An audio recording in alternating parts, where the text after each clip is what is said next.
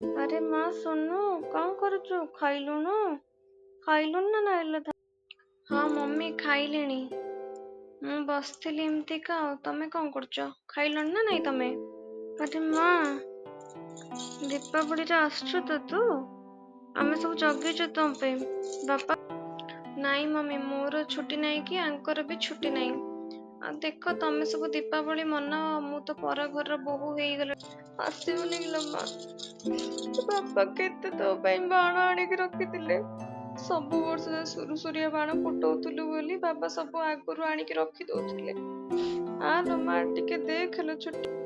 Mummy ତମେ କଣ ଭାବୁଛ ମତେ ଯିବାକୁ ଇଚ୍ଛା ନାହିଁ? ବାହା ହେଇକି ଆସିଲା ପରଠୁ ମତେ ବି ବହୁତ ଇଚ୍ଛା ମମି। ସବୁ ବର୍ଷ ମନେ ଅଛି ନା ତୋର? ତୁ ଆସିବୁନି କିଲୋ ମା? ହଉ ଛାଡେ, ନ ଆସେ ଆଉ କଣ କରିବି। ମୋର ଦୁଃଖ ତ ଜୀବନ।